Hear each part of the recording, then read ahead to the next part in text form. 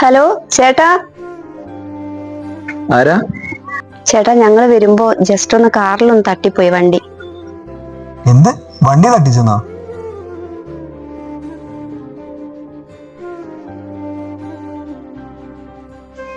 Scratch ആയിണ്ടല്ലോ.